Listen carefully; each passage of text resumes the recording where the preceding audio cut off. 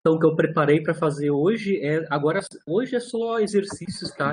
De dinâmica de corpo rígido, vários exemplos, tá? Então, eu vou analisar a máquina de Atwood, eu vou analisar a questão dos rolamentos, né? Que não, no caso de rolamento puro, eu não vou ter dissipação de energia, né? Basicamente energia cinética. Vou fazer toda a dinâmica da bola de bilhar, onde a gente vai ter tanto rolamento quanto deslizamento, né? E no final eu vou fazer o pêndulo, né? Onde eu estou conectado ao fio, um corpo rígido e não uma massa pontual, né? E vamos ver o que acontece com o período desse pêndulo.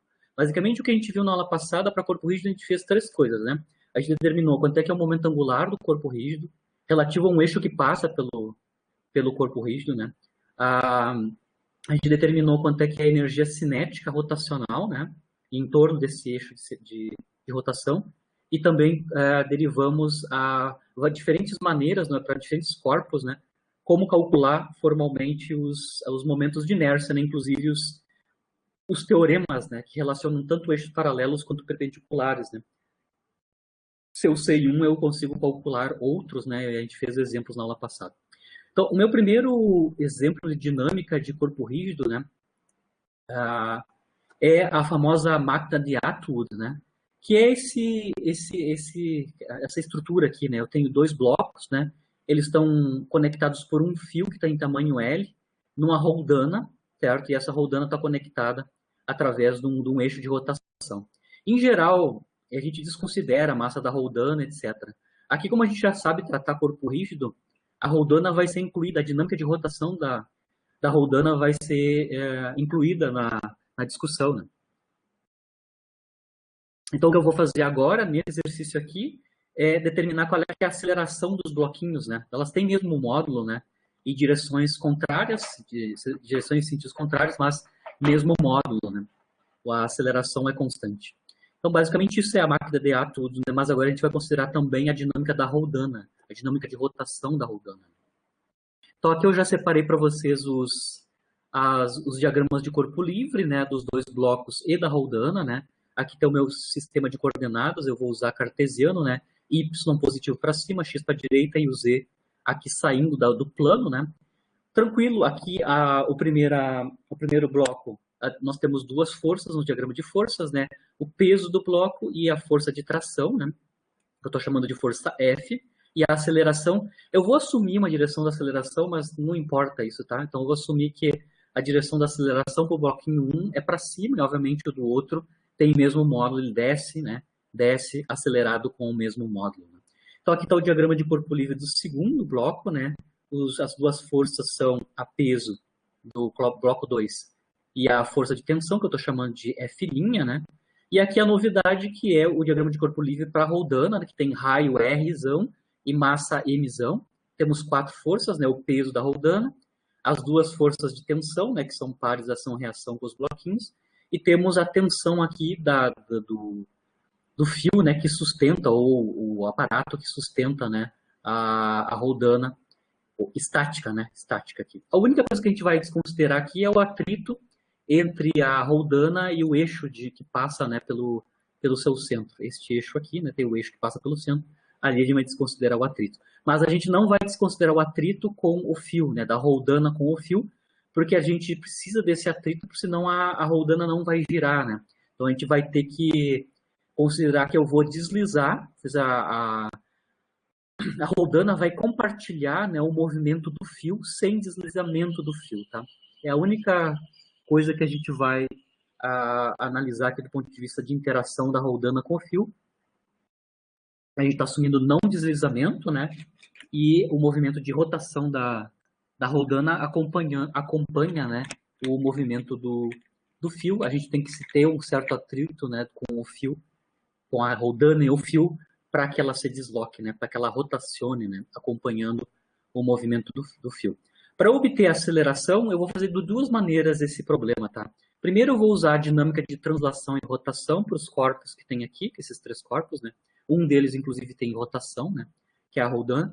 E depois eu vou refazer a análise da aceleração usando conservação de energia mecânica, que é o caso, né? Porque aqui a gente está com um sistema onde eu só tenho forças conservativas, né? As forças externas é o campo gravitacional uniforme, então a gente está com campos conservativos, a energia mecânica vai ser conservada. Então, eu vou fazer de duas maneiras. Então, começando com a via dinâmica, tá? Aqui eu vou só começar com a dinâmica translacional desses três caras, né? Lembrando que esses três caras, tanto os dois blocos como a roldana, eu posso pensar eles como corpos rígidos, né? Certo? Então, a equação da dinâmica é esta, né? A força líquida externa sobre cada um desses corpos rígidos é igual à taxa de variação temporal do momento angular, do momento linear do sistema, que é o momento linear do centro de massa, né? No caso dos corpos rígidos, né? Então, aqui eu vou fazer a expressão da equação dinâmica, né? Força externa igual a taxa de variação. É a aceleração, né? dp dt é a aceleração do corpo, né? E a força externa, claro, né? Então, aqui eu tenho, usando para a roldana, né? Que tem 4 forças, né? Lembrando que aqui o meu eixo do x está para cima, né? O eixo positivo x para... Perdão, o eixo y positivo é para cima, né? Aqui eu tenho, então, a escrita das componentes, né? Na direção y das forças, né? Que estão atuando sobre a roldana, né? Do ponto de vista da translação da roldana, ela está estática, então ela não tem aceleração, significa que a taxa de variação de momento linear total da roldana é nulo, né? Porque ela não tem aceleração, ela está estática, né? Claro, ela tem rotação, mas ela não translaciona, né? Ela está estática do ponto de vista de translação. A gente tem, claro, as 4 forças, né? Os sinais aqui são os sinais das projeções no eixo x, y positivo, tá? Então, a tensão é positiva, está na direção de y. As forças de tensão do fio, né, onde os dois blocos estão conectados, ambas estão no sentido contrário ao y positivo, né, como também a força-peso, onde a massa da roldana é m. Tá? Essa é a equação dinâmica de translação para o corpo rígido roldana. Aqui eu tenho a equação de dinâmica de corpo rígido para o bloco 1, que eu até posso pensar que ele é pontual, né? Então, aqui, basicamente, eu só tenho a força de tensão e o peso do bloco. Isso é igual à massa do bloco vezes a sua aceleração, né? Aqui eu já estou colocando já com as direções relativo ao y positivo, né? F e o peso, e aqui a aceleração está na direção do y positivo. Então, aqui é a expressão da dinâmica, da equação de dinâmica para este corpo rígido. E, finalmente, para o terceiro corpo rígido, bloco 2, né? Aqui a aceleração está em sentido contrário, né, ao y positivo. Tá? Então, aqui, a princípio, a projeção seria menos, né, menos A, certo? Mas igual, aqui nós temos o diagrama de corpo livre, temos as projeções, a gente sabe, né? O F' é paralelo com o Y positivo, é o peso contrário, mas como eu tenho troca de sinal aqui na projeção da aceleração, eu só inverto aqui, né? Mantenho positivo o M2A, que é a massa vezes a aceleração. Ambas, nessas duas equações, os módulos das acelerações são iguais, né? Eu só estou invertendo aqui os sinais das projeções. Fala. Professor, nesse caso aí, na questão dos blocos ali, é importante levar em consideração os sinais de quem está, por exemplo, apresentar referências. As projeções, sim, né? Como eu tenho que ter autoconsistência, né? Todas as projeções tem que estar sendo tomado sobre uma mesma direção, que é que eu estou tomando y positivo para cima, né? Todos os sinais que estão aqui são relativos ao y positivo. É o sistema de coordenadas que eu estou utilizando, né? Certo? Na verdade, aqui seria F' menos o peso da 2 igual a M2 menos A, porque o vetor aceleração tem sentido contrário ao y positivo. Aí eu multiplico por menos 1 ambos os lados e eu fico com essa expressão. Né? Mas todas as projeções são tomadas relativo à direção y positiva. Né? Certo? Obrigado, senhor. Agora, claro, além da translação, no caso específico da roldana, que eu vou assumir que ele é um corpo rígido na forma de um disco, né? De massa mzão e raio r, né? A roldana tem também dinâmicas, além de ser translação, né? Repouso relativo à translação, ela também tem rotação relativa a um eixo que passa pelo seu centro de massa, inclusive, né? Então, aqui, a equação dinâmica rotacional para a roldana é isso daqui, né? A gente sabe que o torque, devido às forças externas sobre a roldana, é igual à taxa de variação temporal do momento angular, né? Da roldana, né? No caso, o momento angular da roldana, né? Ela, devido ao movimento de rotação, a gente consegue enxergar que a direção, né, em sentido do vetor momento angular, é entrando aqui no plano XY, ou seja, entrando aqui no nosso na folha aqui, né? Entrando lá para dentro, né? Ou seja, contrária ao Z positivo, né? A gente consegue ver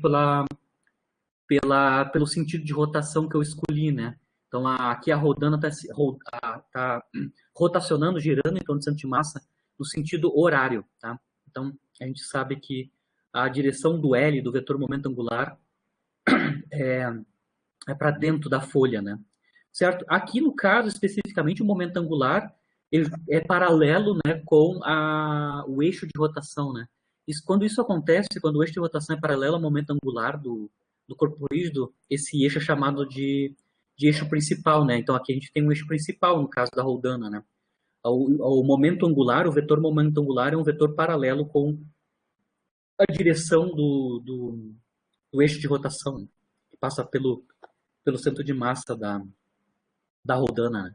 Certo? Então, a gente sabe que o L é paralelo com o K, isso significa que esse eixo principal, como o L é paralelo ao eixo de rotação, ou seja, paralelo a um eixo de rotação que é principal, a gente sabe como calcular, né, o momento angular, né? O momento angular vai ser um momento de inércia relativo a esse eixo de rotação, vezes o vetor velocidade angular, onde o vetor velocidade angular, a gente define na aula passada, né, é o módulo da velocidade angular ômega e, na verdade, o valor da velocidade angular ômega e a direção K-chapéu, né? O sinal de ômega aqui dá a direção do vetor momento angular, né?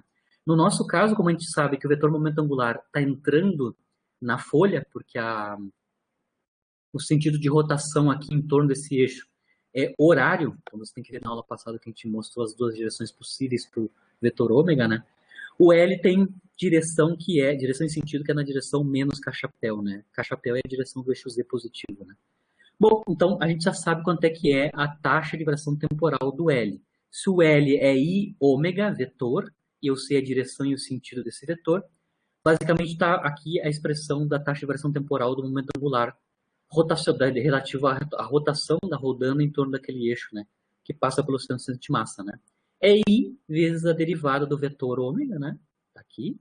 E lembrando explicitamente, né? A derivada do vetor ômega, ele aponta na direção menos K-chapéu e o valor da derivada vale de ômega dt, explicitamente. Certo? Lembrando que o vetor K-chapéu é um vetor ele é um vetor constante, né? Ele tem o módulo e a direção dele é fixa no tempo, né? Então a derivação temporal vai ocorrer apenas no valor do escalar ômega, né? Do escalar ômega. Quando eu derivo K chapéu, isso é zero. Então, basicamente, essa é a expressão da taxa de variação temporal do momento angular rotacional, no caso aqui, em torno do eixo de rotação, né? Que passa pelo centro de massa. Para o caso de um disco, na aula passada, a gente demonstrou que o momento de inércia de um disco relativo a um eixo que passa pelo seu centro de massa, a gente mostrou, né? É um meio massa do disco vezes o raio do disco ao quadrado, né? Essa é a expressão do momento de inércia que eu vou ter que colocar aqui. Então, para o movimento de rotação da rodana, a equação de dinâmica de rotação é torque resultante, né, devido às forças externas, é igual à taxa de variação temporal do momento angular. A taxa de variação temporal do momento angular eu já calculei aqui, onde a gente sabe o momento de inércia relativo ao centro de massa. Basta calcular o lado esquerdo, né, que é o torque externo, né, resultante externo.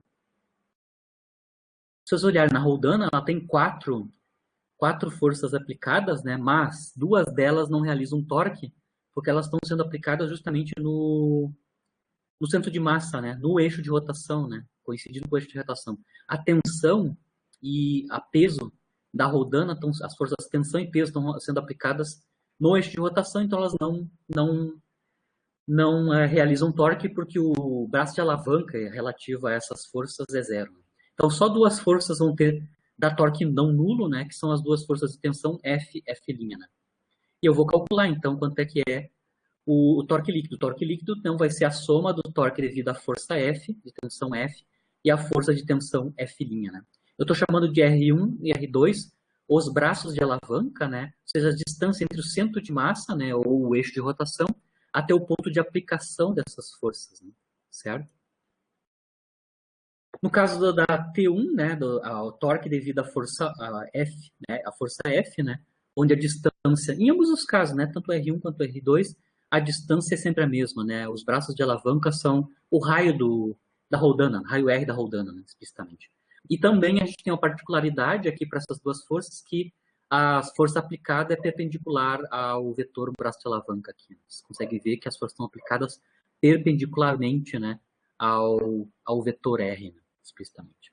Então, são vetores perpendiculares, né, R e F, né, certo? E aí, nesse caso, como eles são perpendiculares e o valor do braço de alavanca é o mesmo para os dois, é fácil de calcular o módulo destes produtos vetoriais R e vetor F, né?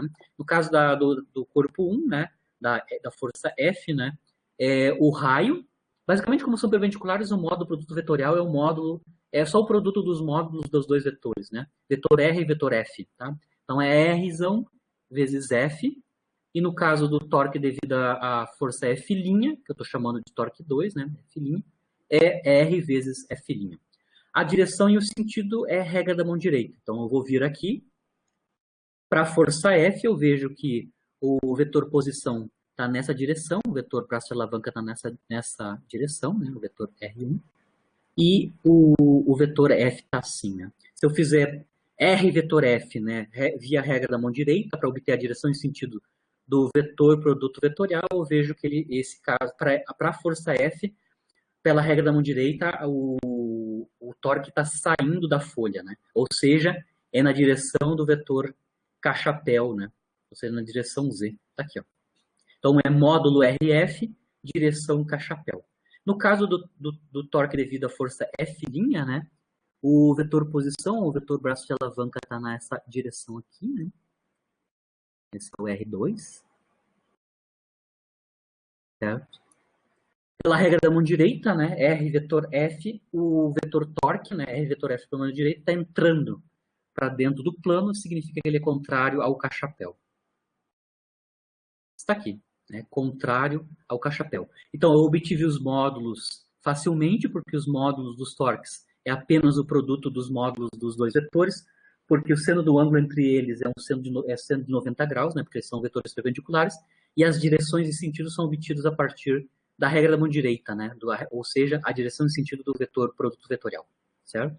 Quando eu somo esses dois vetores, né, eu fico com essa expressão para o torque resultante, né? Então, só quem realiza torque é a força F e a F', que são as forças de tensão nos bloquinhos, né? Então, aqui está escrito a expressão do torque resultante, como a gente já tem a expressão do torque resultante. E a gente já conhece a taxa de variação do momento angular, agora a gente pode aplicar a equação da dinâmica rotacional para a roldana para ter uma equação adicional, né? Então, a equação adicional que eu vou ter para a roldana, né, usando a sua rotação, é esta daqui, né? Torque líquido, devido às forças externas, né, sobre o corpo rígido, que é a roldana, está aqui, certo? Igual a taxa de variação temporal, né, do vetor momento angular. Como todos eles estão na direção de K-chapéu, eu só mantive os sinais, né? Os sinais relativos a K-chapéu, certo? Explicitamente. Tudo na direção K, então eu fico com uma equação... Essa equação vetorial, na verdade, fica uma equação escalar, né? Todas na direção K-chapéu. Lembrando que dω dt, né, que é a taxa de variação temporal da velocidade angular, é a aceleração angular do disco, né? Ou da roldana, que eu estou modelando como um disco, né? Como a gente não tem deslizamento da corda, né, que está conectada com a roldana, né? A roldana acompanha, né, o movimento do fio, né? A gente tem, então, que tanto a velocidade tangencial quanto a aceleração tangencial da roldana está conectada com a velocidade angular, né? E com a aceleração angular de rotação, né? E com o raio, né, do disco, explicitamente, né? Então, a velocidade tangencial, né, as velocidades tangenciais, né, da roldana, né, basicamente vão ser ômega vezes R, e a aceleração tangencial é alfa vezes R. Isso aqui é dinâmica rotacional, né, explicitamente. Se eu não tenho deslizamento, né? Ou seja, a aceleração tangencial da roldana é exatamente a mesma aceleração dos bloquinhos, né? Mesmo módulo, certo? Isso só acontece porque eu não tenho deslizamento, né? Com isso, eu já finalmente consigo obter uma relação para a aceleração dos bloquinhos e também a aceleração tangencial da roldana, né? Basicamente, a aceleração angular da roldana multiplicada pelo raio, né, do disco, né, que está representando a roldana. No caso, a aceleração angular, aqui, ó, a gente vai obter a aceleração angular a partir dessa equação da dinâmica rotacional para a roldana, né? Ou seja, aqui a alfa, né, é de ômega dt. Então, desta equação aqui, eu vejo que a aceleração angular basicamente é RF menos RF' dividido, né, por menos 1 meio mr2, certo? Então, se eu multiplicar alfa, que está aqui nesta equação, por R, eu obtenho a aceleração tangencial, tanto da roldana como os modos das acelerações dos bloquinhos. Vocês conseguem ver que ela é escrita em termos das forças de tensão F' e F. Trocou o sinal aqui por causa desse sinal menos do lado direito aqui, né? Trocar a ordem aqui. E 1 meio, claro, a massa da roldana está aqui embaixo explicitamente, né? Vejam bem que eu cancelei, houve um cancelamento do raio da roldana. Então aqui a aceleração está só escrita em termos das forças de tensão dos dois blocos, né? E a massa da roldana. As forças de tensão, eu consigo obter elas explicitamente, né? Na verdade, a diferença dessas forças de tensão eu consigo obter diretamente das equações de translação dos blocos. Vou voltar aqui. Ó, aqui estão as duas equações de translação dos blocos, né? Dessa primeira equação, por exemplo, eu consigo obter F, né? E também F', né? Então, F' é M2G menos M2A e o F é M1A mais M1G.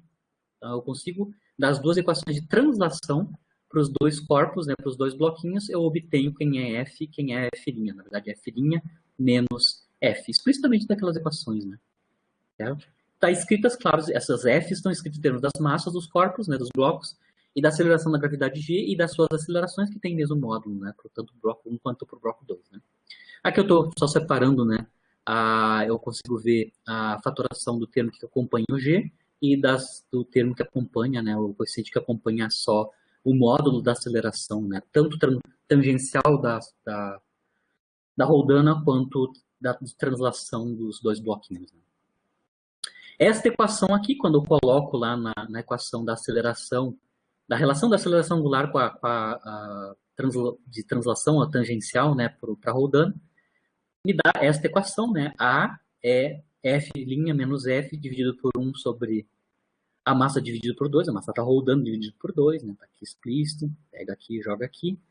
Lembra que eu tenho dois termos em A, né, então esse segundo termo tem que passar para a esquerda, está aqui, né. Divido quem está acompanhando A para o denominador. Antes disso, claro, antes disso aqui eu faço MMC, né? Tá aqui o MMC, eu tenho 1 mais, a soma das massas dos blocos dividido pela massa da roldana dividido por 2, né? Tá aqui, e aí depois que eu fiz o MMC, passa isso para baixo do termo que só depende de G e das massas, né? E aí finalmente chego na expressão da aceleração, que vai ser a aceleração tangencial da roldana, mas também vai ser a aceleração de translação, né, dos dois bloquinhos, né? O módulo da aceleração dos blocos tem este valor, tá? Vejam bem, a aceleração dos blocos, né, só vai depender da constante da gravitação, né, na verdade a aceleração gravitacional G, a massa dos dois bloquinhos e a massa da roldana, né? A massa da roldana. Em geral, quando a gente desconsidera a dinâmica da roldana, né, a gente coloca a massa da roldana como sendo nula, né? Eu até coloquei aqui para vocês, lá em Física 1 a gente faz muito isso, né? Se eu desconsidero a dinâmica da roldana, ou seja, considero que a roldana tem massa nula, né? A aceleração, no caso mais simples, né, só depende de G e das massas dos bloquinhos, né? Aqui, no caso geral, eu não desconsidero a dinâmica rotacional e a massa, obviamente, da roldana, e vocês compararem os valores das acelerações, né, vocês vejam bem que nesse caso geral, onde a gente considera a dinâmica da roldana, ou seja, a sua massa, por exemplo, a gente vai obter uma aceleração que é menor que o caso onde a gente desconsidera a massa da roldana. Claro que no limite, quando a gente toma massa tendendo a zero, essa expressão geral aqui, que depende explicitamente da massa da roldana, recai no caso particular, onde a gente coloca a massa da roldana nula, né? Mas formalmente, numericamente, a aceleração obtida considerando massa finita, né, para a massa da Roldana, a gente obtém um valor um pouquinho menor que o caso sem massa da Roldana, ou seja, desconsiderando a Roldana. Vejando bem que aqui no caso eu resolvi esse problema só usando dinâmica translacional para os três corpos rígidos, né? Para os três corpos rígidos, e a dinâmica rotacional para a Roldana, na forma do torque igual à taxa de variação temporal do momento angular da Roldana relativo ao eixo de rotação, explicitamente. Esse mesmo problema pode ser resolvido também via conservação da energia mecânica, que eu já falei para vocês. O único campo que está atuando sobre esse conjunto, pela chamada máquina de Atwood, né, todo aquele conjunto, Roldana mais bloquinhos, né, é o campo gravitacional, que é um campo conservativo. Então, a EMEC é conservado. Então, eu vou resolver com vocês aqui também, né, via conservação da EMEC, né, explicitamente. Então, para analisar o valor da aceleração usando conservação da energia mecânica, certo? Eu vou precisar escrever tanto a energia potencial total, né? Energia potencial total do sistema massa mais Roldana, quanto a energia cinética, né? Total do sistema blocos mais Roldana, né? Vamos começar com a questão das energias potenciais gravitacionais totais, né? Ambos os bloquinhos, né? Aqui, só um detalhe, tá? Eu vou considerar que o ponto de referência para o zero das energias potenciais gravitacionais, o G individuais para cada um dos três entes do sistema, a máquina de Atwood, né? O bloco 1, bloco 2 e a Roldana, eu vou considerar que o zero das energias potenciais gravitacionais estão no eixo da Roldana, tá? E o comprimento do fio eu estou chamando de comprimento L. Mas o importante aqui é que eu considero zero o valor da energia potencial quando a gente está com distâncias aqui a zero relativo ao eixo de rotação. Então, todas as energias potenciais vão ser nulas se eu estou a distância nula, né? Se eu estou sobre o eixo de rotação da Roldana, certo? Vejam bem, relativo ao eixo de rotação da Roldana, a distância entre o eixo de rotação, que é o zero da energia potencial gravitacional, e a massinha, né, ou o bloquinho M1, eu estou chamando de distância x, e a distância do bloco 2 até o eixo de rotação, onde eu tenho o zero da energia potencial gravitacional, é o comprimento do fio menos o x, né? Lembrando que a soma de x mais L menos x tem que dar o comprimento do fio, né? Que é fixo L, né? E claro, a distância... Na verdade, a energia potencial gravitacional da Roldana é nula, né? Porque eu estou assumindo que no centro de massa da Roldana, a energia potencial gravitacional é assumida como zero. É o zero da energia potencial gravitacional para os sistemas, né? Então, aqui eu consigo escrever explicitamente a energia potencial gravitacional total, né? É a energia potencial gravitacional do bloquinho 1, certo? É mgh, né? Só que a distância medida a partir do eixo da Roldana ou centro de massa da Roldana é menos x, né? E a energia potencial gravitacional relativo ao bloco 2 é mg, né? A massa do bloco 2 vezes g, vezes a altura ou a distância até o zero do potencial. A distância ao zero do potencial é menos L menos x, né? Explicitamente. Então, aqui eu estou mapeando as distâncias a partir do centro de massa, onde estão localizadas as posições, né, dos dois blocos, e calculando a energia potencial. Lembrando que a energia potencial gravitacional da Roldana é zero, porque o zero do potencial está justamente no centro de massa da Roldana. Isso é a energia potencial gravitacional devido à força gravitacional sobre os três entes, né, dois blocos e a Roldana. Eu ainda teria energia, no caso de um sistema que é bloco mais Roldana, eu teria as energias de interação, né, as energias potenciais de interação entre os blocos e a Roldana. Como as forças de tensão são fixas, né, explicitamente, a F, F' e o T são fixas, eu vou desconsiderar as energias potenciais de interação, porque aqui explicitamente o que me vai me interessar é a taxa de variação temporal. É a taxa de variação temporal da energia mecânica, né? E a taxa de variação temporal da energia de interação é basicamente nula, né? Então, ela não vai ser considerada aqui, só a interação com o campo gravitacional, que são as forças externas, né? Ou seja, aqui eu só estou colocando a energia potencial total devido às interações dos três entes nesse sistema relativo aos campos de força externos conservativos, que é o campo gravitacional uniforme, né? Agora vamos endereçar agora a energia cinética total, né, do sistema dois blocos mais Rodana. Aqui a gente tem energias cinéticas translacionais, né? A energia cinética total é a de translação, né? As energias cinéticas totais de translação do bloco 1 e do bloco 2. Lembrando que as velocidades escalares, né? As velocidades instantâneas desses dois corpos são iguais, né?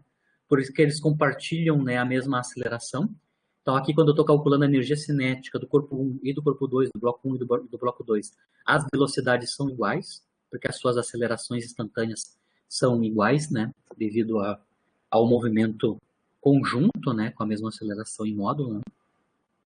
Além dos movimentos de translação dos dois bloquinhos, eu também tenho a energia cinética de rotação da Rodana, né? E a gente na aula passada vou quanto é que é a energia cinética rotacional de um corpo rígido, né? Relativo a um eixo de rotação que passa por esse corpo rígido, né? Então aqui a gente tem um meio, momento de inércia, velocidade angular ao quadrado, velocidade de rotação angular ao quadrado, né? Aqui, então, é a energia cinética rotacional da Rodana. Então, a energia cinética total desse sistema rodando mais bloquinhos é a soma das energias translacionais, energias cinéticas de translação dos dois blocos, mais a energia cinética de rotação da Rodana em torno do seu próprio eixo. Né? No caso aqui da Rodana, né, a energia cinética rotacional, a gente pode reescrever, né, a velocidade angular, né, em termos da velocidade tangencial, lembrando que como a gente não tem deslizamento, né, do fio, a velocidade tangencial da Rodana é compartilhada, é a mesma velocidade tangencial, é a mesma velocidade, né, dos dois blocos, né, velocidades translacionais V, né, dos blocos. Então aqui eu vou só reescrever a ômega ao quadrado, né, em termos da velocidade de translação dos bloquinhos, né. Então para a Rodana a gente sabe que a velocidade tangencial da Rodana é igual ao raio da Rodana multiplicado pela velocidade angular de rotação. Dessa equação, então, a gente consegue mostrar que ômega ao quadrado é V2 sobre R2, onde V é a mesma velocidade instantânea dos bloquinhos que a Rodana compartilha, porque eu não tenho deslizamento do fio. Tá? E aí, claro, eu consigo calcular, escrever, né, a energia cinética total do sistema bloco mais Rodana,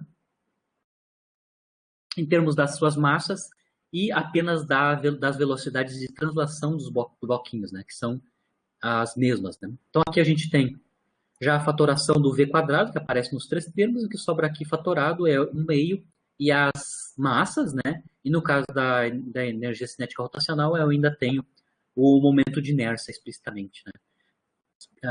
O momento de inércia do disco, né? Mas lembra que o momento de inércia do disco relativo ao eixo que passa pelo centro de massa é 1/2, né? 1/2 massa do disco multiplicado por R2. Então, eu desapareço a dependência por raio aqui no termo de energia cinética rotacional. Eu fico só com a dependência na massa da Rodana, a massa dos dois bloquinhos, e as velocidades, tanto dos blocos quanto tangencial da Rodana. Então, calculei tanto a energia potencial gravitacional, ou seja, externa total, a cinética total. Com isso, a gente consegue escrever, então, a energia mecânica, né? Que é a energia cinética total do sistema mais a potencial externa total do sistema, aqui explicitamente, coloquei os dois termos, né? Aqui está a cinética e a potencial gravitacional.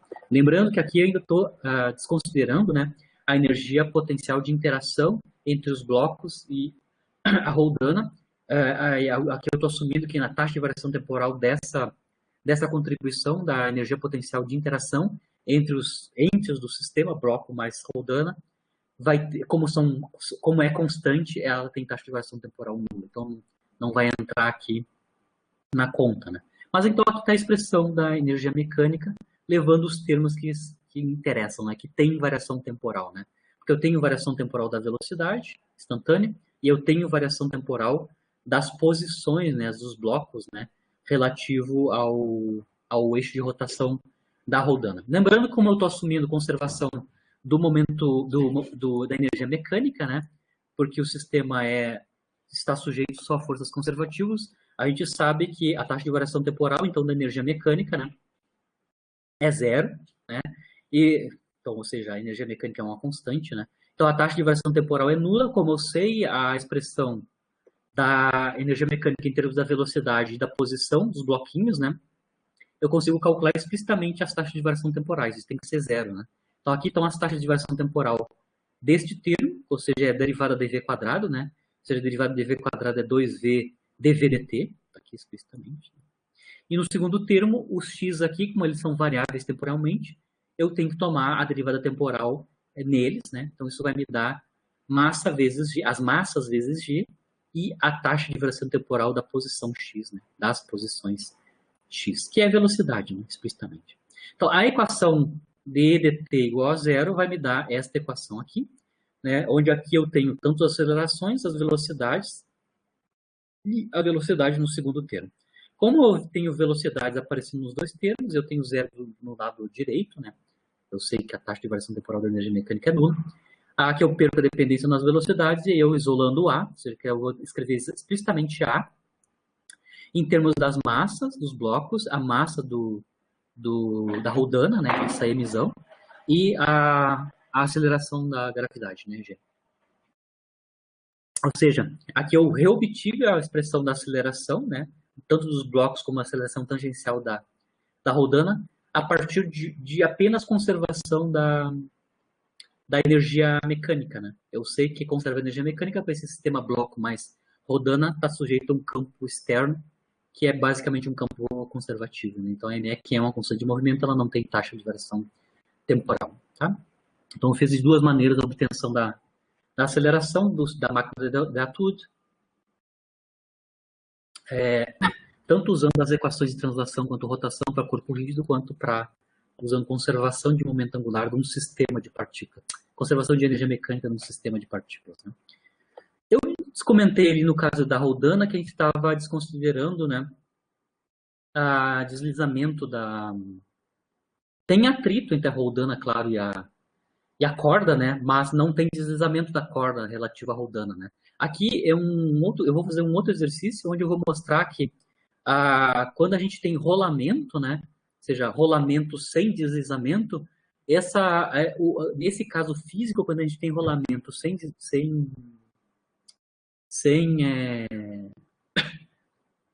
deslizamento, que foi o que a gente analisou no caso anterior, né, eu não vou ter dissipação da energia, tá? Ou seja, a energia cinética, por exemplo, no caso, não vai ser dissipada, tá? Devido ao rolamento. Então, o rolamento, apesar de eu ter uma força de atrito, certo, de conexão entre, por exemplo, entre a rodana e a corda, naquele caso anterior, essa força de atrito, que basicamente nos dá o rolamento, né, da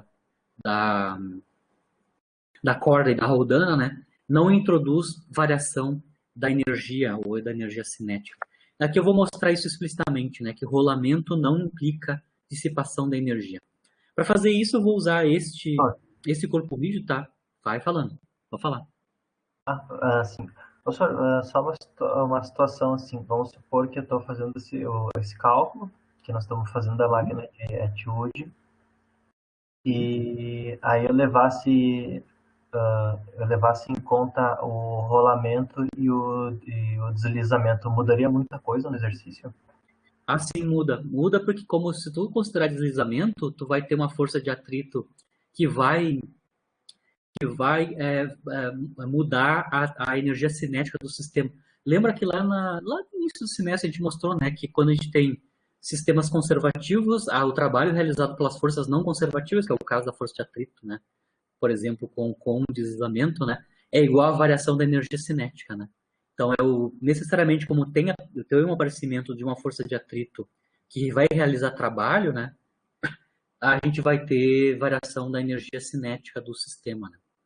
Aqui no caso do rolamento, apenas rolamento, essa força de atrito aqui de rolamento não vai fazer variação da energia do sistema ou da energia cinética do sistema. Então, respondendo a tua pergunta, se tu botar deslizamento, vai ter dissipação da energia cinética, né? Professor, então o problema em Tá si, rodando, né?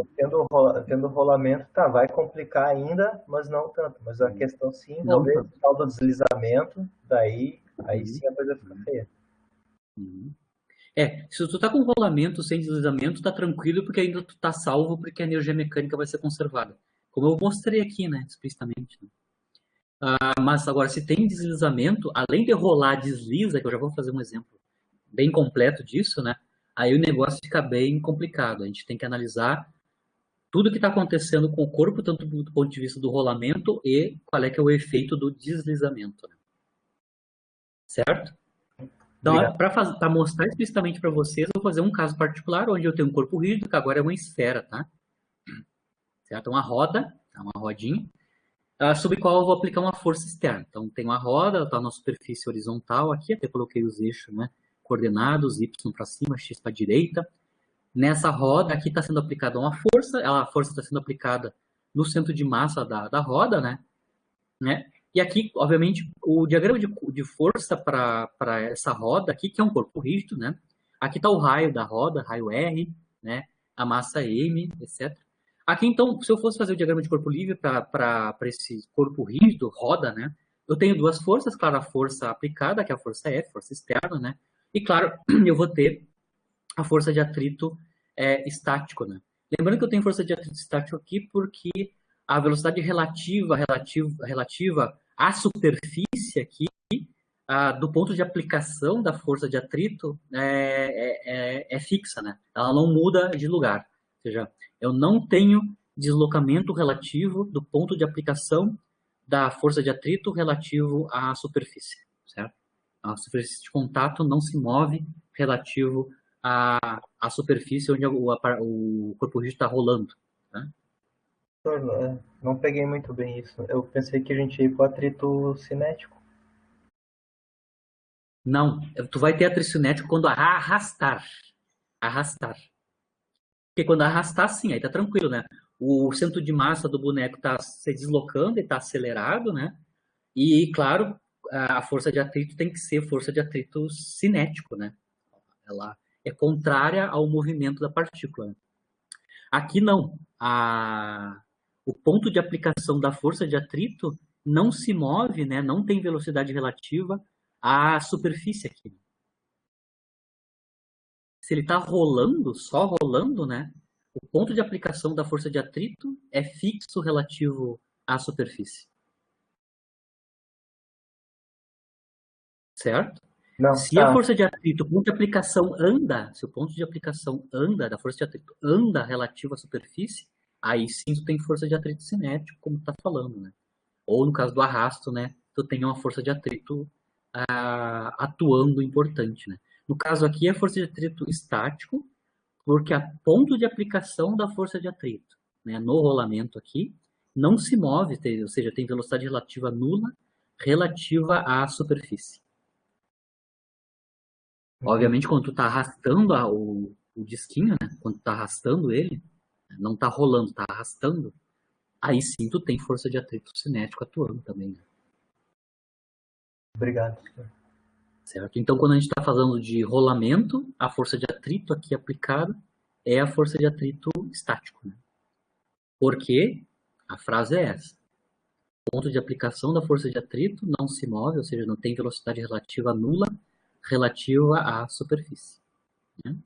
Mas igual, o diagrama de corpo livre é isso aqui, né? Força aplicada externa e a força de atrito estática que está aplicado aqui no ponto, né, de contato entre a roda, né, e a superfície, né? Certo? Aqui eu vou aplicar então a dinâmica translacional, se ela está rolando, então o centro de massa se move, então tem translação. Na verdade, esse disco aqui tem translação e rotação, né? Ele tá andando e ao mesmo tempo que ele está transladando, né? Ou seja, a velocidade de centro de massa para a direita, né? Eu ainda tenho a rotação em torno do eixo de rotação que passa pelo centro de massa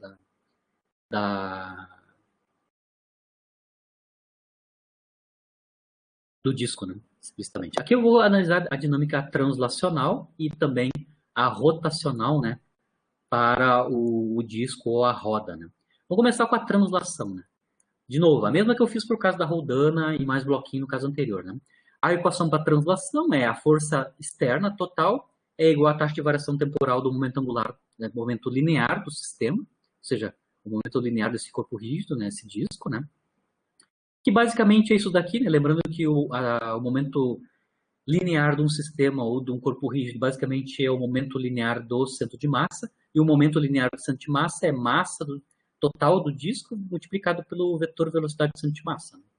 Então aqui está explícito quanto é que é dp dt, né? É massa total do disco multiplicado pela taxa de variação temporal do vetor velocidade do centro de massa, né? Como o movimento aqui de translação é unidimensional, esta equação dinâmica vetorial aqui nos dá basicamente esta equação escalar aqui, né? No lado esquerdo, então, tem as forças aplicadas sobre, que estão sendo aplicadas sobre o disco, né? A força externa F, que está na mesma direção do x positivo, e a força de atrito estática, né? Está em sentido contrário ao x positivo, então aqui a sinal da projeção é menos FA, né? Certo? FA é um módulo da força de atrito estático. E no lado direito, claro, a gente tem a massa do disco multiplicado pela taxa de variação temporal da velocidade do centro de massa. Essa é a equação de translação do disco, certo? Que é basicamente dado pela lei de força, né? Para a força resultante, né? A força F e a força de atrito estático que está sendo aplicado no ponto de contato entre o disco e a superfície. Mas, além de transladar, né? O disco está rolando. Se ele está rolando, sem deslizar,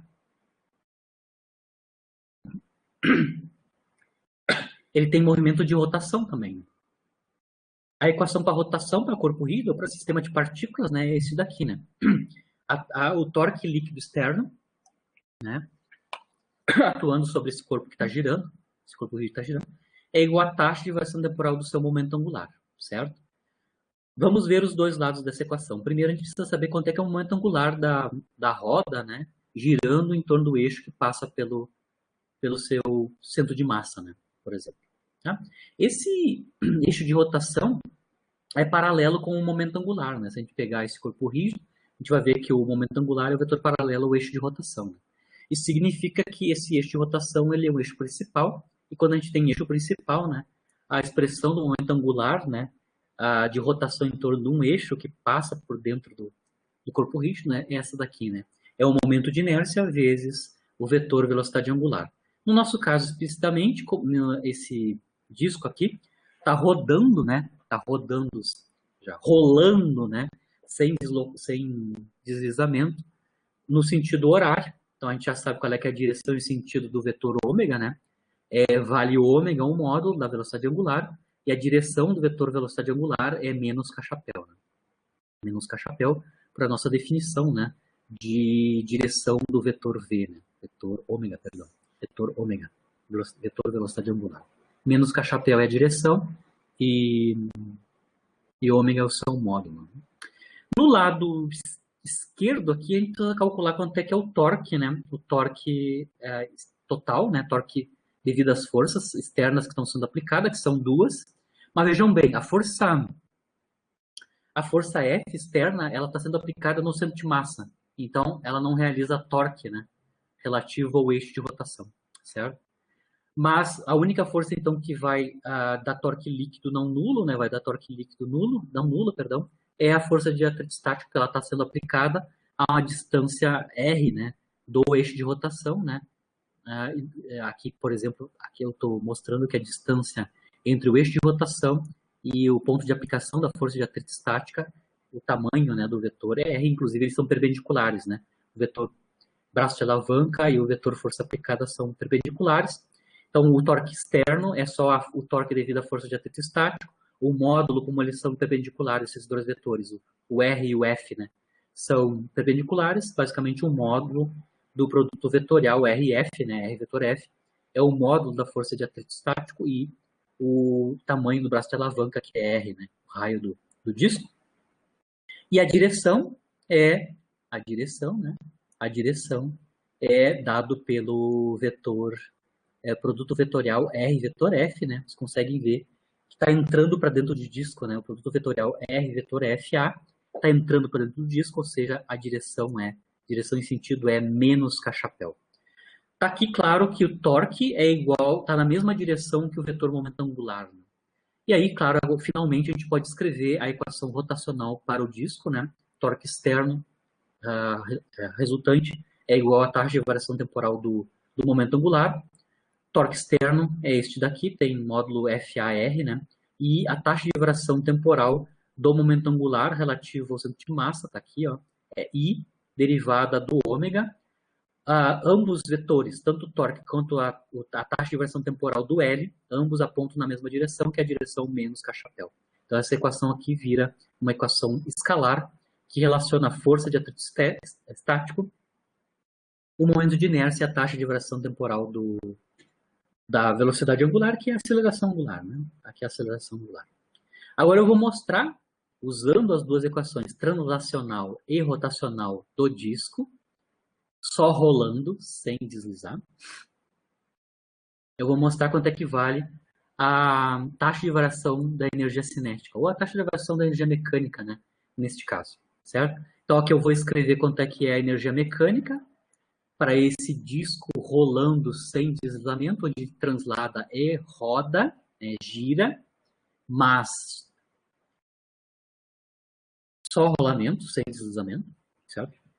A energia mecânica, então, do sistema, do corpo rígido, é a sua energia cinética total, e a sua energia potencial, que no caso é só gravitacional, que ela só interage com o campo gravitacional externo, né?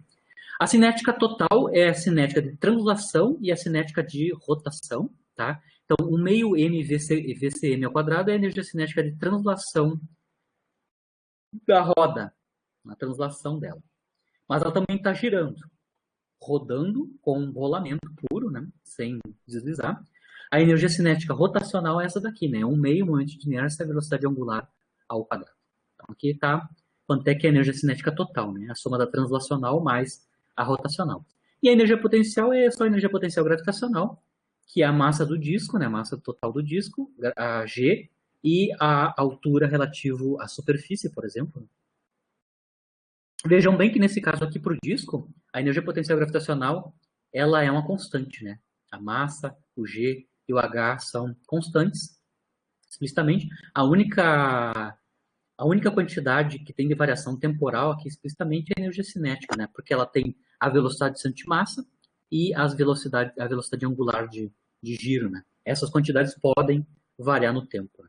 Quando eu calculo, então, taxa de variação temporal da energia mecânica, né? A taxa de variação temporal da energia potencial é nula, como eu falei para vocês, porque ela é uma constante, né? Basicamente, então, é a taxa de variação temporal da energia cinética, que a gente consegue calcular explicitamente, né? Então, aqui a derivada do VCM ao quadrado é 2VCM, né? Vezes a derivada do VCM relativa ao tempo. Aqui, ó. 2VCM, derivada do VCM relativa ao tempo. E a derivada aqui do ômega ao quadrado é 2 ômega de ômega dt, né? 2 ômega de ômega dt. Então, aqui eu consigo mostrar que a taxa de variação temporal da energia mecânica do sistema depende da taxa de variação temporal da velocidade de centro de massa, ou seja, da aceleração de centro de massa, né? E da aceleração angular de ômega dt. Essa é a expressão da variação da energia mecânica, certo? Aqui eu vou escrever essas quantidades que estão aqui na expressão da taxa de variação temporal da energia mecânica em termos das duas equações da dinâmica rotacional e translacional para o disco só rolando. Tá? É o que eu tenho essas duas equações, né? Esta, que é de translação, e esta aqui, que é de rotação. Eu tenho duas equações. Lembrando que essas duas equações, a primeira de translação relaciona a aceleração do centro de massa com as forças, e a segunda equação, que vem da dinâmica de rotação, relaciona a aceleração angular com a força de atrito estático. Então, eu substituo na equação de translação VCM multiplicado pela derivada da velocidade de centro de massa, é esta equação aqui. Isso basicamente é a diferença das forças. Aqui, diferença das forças, multiplicada por VCM, claro, multiplicado por VCM. E a equação da rotação, né, da rotação, e reescreve este termo aqui, basicamente em termos da força de atrito estático vezes ômega, que foi o que sobrou ali. Né? Aqui eu estou usando aqui I de ômega dt é FAR, né? Explicitamente, certo? Muito bem. Aqui no nosso... Bom, aqui eu só estou reescrevendo de novo a taxa de variação temporal da energia mecânica, né? Se ela tem variação ou não, se ela é conservada ou não, em termos das forças, né? Força aplicada externa e a força de atrito estática, a velocidade de antimassa, né? E a velocidade angular de rotação do disco. Se a gente está considerando rolamento perfeito, sem deslizar, rolamento perfeito, sem deslizar, a velocidade do centro de massa está relacionada com a velocidade angular, né, do disco. Por quê? A velocidade tangencial do disco é a mesma velocidade tangencial tem mesmo módulo que a velocidade tangencial, que a velocidade do centro de massa, certo? Ou seja, o VCM é basicamente a velocidade angular de rotação do disco multiplicado por R, né? Certo? Se a gente, claro, está com o rolamento perfeito, né?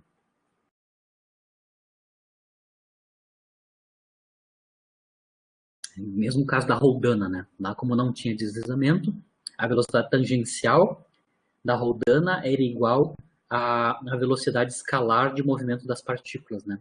Dos dois bloquinhos. Aqui, a gente está assumindo, então, que se eu tenho rolamento perfeito, não tem deslizamento, a velocidade de antimassa, né, do disco vai estar linearmente proporcional à velocidade angular de rotação do disco. Ou seja, o módulo da velocidade tangencial de rotação do disco é exatamente a velocidade de antimassa, explicitamente. Professor, na maioria dos casos, realmente os rolamentos são para ser perfeitos, né? Porque a ideia não é deslizar, né? Em geral, sim, a gente sempre desconsidera os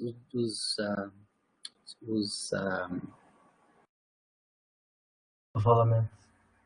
Não, a gente considera rolamento perfeito, mas desconsidera o deslizamento, em geral. Mas eu vou fazer alguns casos onde é importante ter o deslizamento, só para comparar. Mas aqui, então, eu estou analisando o caso de rolamento perfeito. Se isso é verdade, a velocidade de antimassa está conectada com a velocidade angular de rotação do disco, né? E aí eu reescrevo, se eu estou com rolamento perfeito, quanto é que vale a taxa de variação temporal da energia mecânica, né?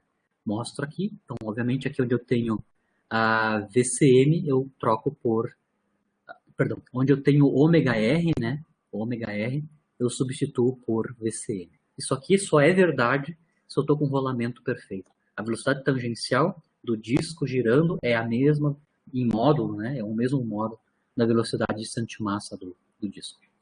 Se isso é verdade, aí, se eu estou com rolamento perfeito, a taxa de variação temporal da energia mecânica é a força aplicada externa apenas e a velocidade do centro de massa. Vejam bem aqui, né, que a força de atrito estático não vai participar da taxa de variação temporal da energia cinética. Tá? A taxa de variação da energia cinética aqui, ou da energia mecânica, né, só está relacionada com a força externa, né, a força externa F. Aqui a força de atrito estático não contribui para a taxa de variação temporal da energia mecânica ou da energia cinética, né, do corpo rígido. Né? Então, o DEDT ou o DT não depende da força de atrito estática. Se eu estou com o rolamento perfeito, a força de atrito estático, né, não vai fazer mudança na energia mecânica do sistema. Ou na energia cinética, né, do sistema, no caso aqui do disco girando, né, explicitamente. Né? Certo? Então aqui eu só estou mostrando explicitamente quando eu estou com rolamento perfeito de um corpo rígido. No caso de rolamento perfeito, a força de atrito estático, né, não desempenha nenhum papel, ou seja, ela não dissipa. Tá? Ela não dissipa energia. No caso de rolamento perfeito, o que eu estou mostrando aqui é que a força de atrito estático, apesar dela existir aqui, ela não está dissipando energia mecânica e nem cinética do sistema. Né? Só quando eu tenho deslizamento que eu vou ter taxa de variação temporal. Né? Ela não dissipa energia porque ela está se anulando por causa da igualdade ali, porque na variação da energia mecânica e do DT... Isso, no caso, ela, na verdade, aqui, ó, se for olhar, o caso geral, né? Se eu não fizesse nenhuma hipótese sobre o rolamento ser perfeito, né? Se tivesse deslizamento, né? Tu pode ver que a taxa de variação da energia do sistema depende das duas forças, né?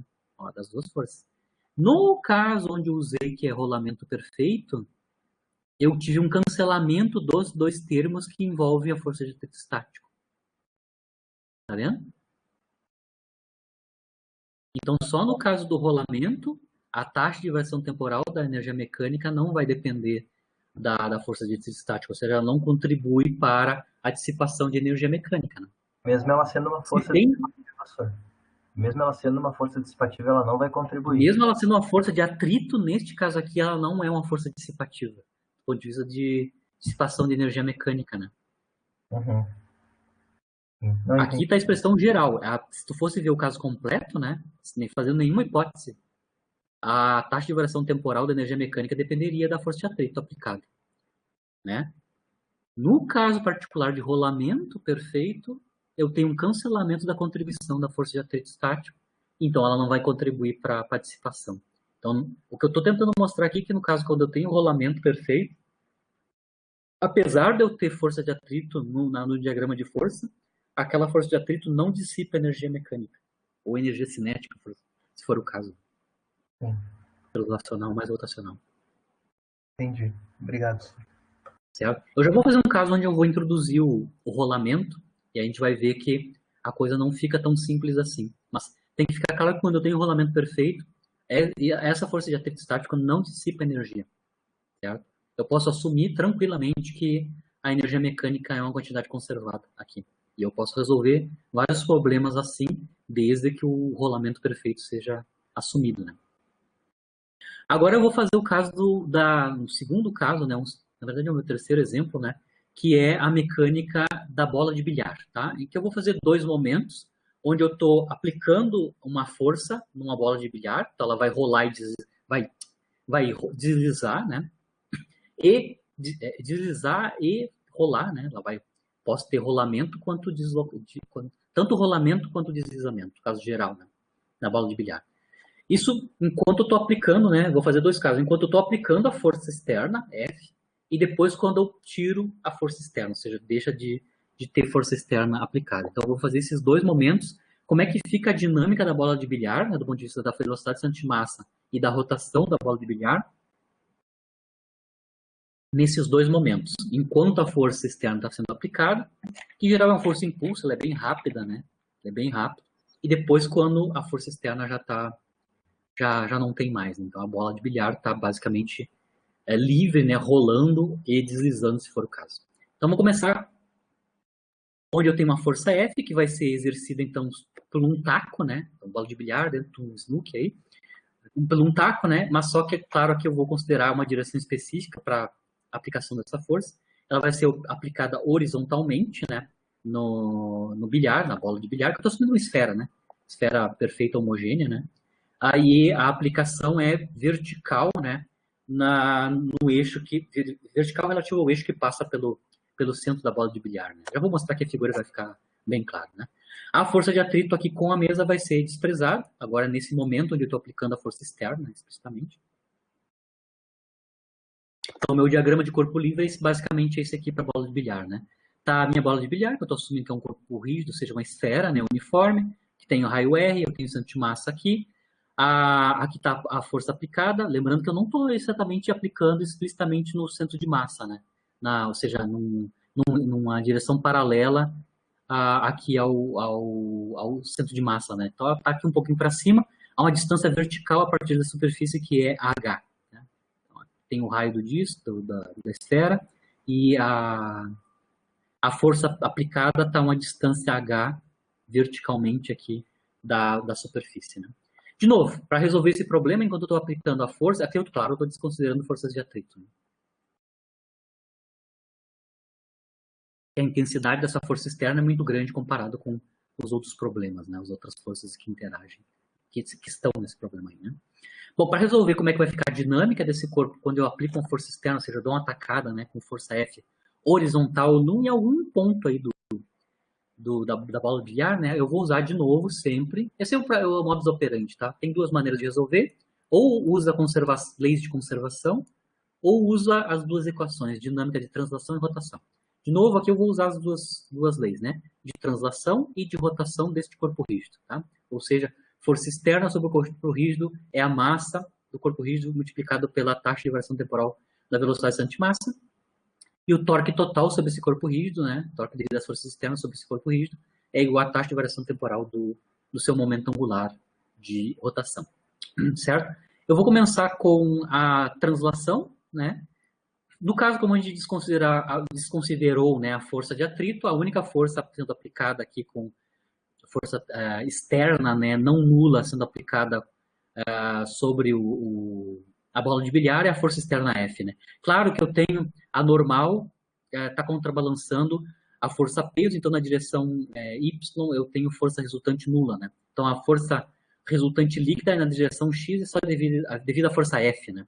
Que está apontando na direção e sentido do vetor velocidade antimassa, né? Que está andando para a direita, né? Se eu estou rolando essa bola de bilhar para a direita aqui no meu sistema de coordenadas usual, né? Então a equação de translação me dá força externa na direção X é a força F, do lado direito massa vezes a taxa de variação temporal da velocidade antimassa. A de rotação, eu preciso calcular duas coisas, a torque e a taxa de variação temporal do L. Vamos começar com o L, né? O momento angular, né? De novo, quando eu estou com a esfera girando em torno do seu centro de massa, eu consigo de novo ver que esse eixo de rotação é um eixo principal, porque esse eixo de rotação é paralelo ao momento angular, né? O momento angular de rotação da bola, né? Da bola de bilhar, certo? E aí a gente sabe que o momento angular, para esse tipo de eixo de rotação, que é o principal, é momento de inércia I vezes o vetor velocidade angular, ômega, né? Vetor ômega. Então, aqui está explícito, né?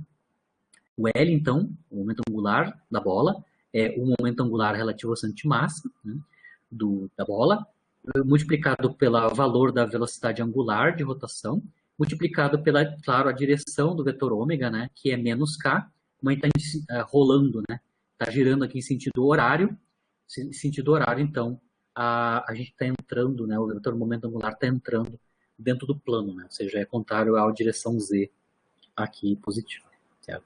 É um eixo de rotação amplificada, então é a expressão do L. Agora vamos atacar o torque, certo? O torque, aqui, lembrando, a força gravitacional não realiza torque, porque ela está sendo aplicada no centro de massa, né?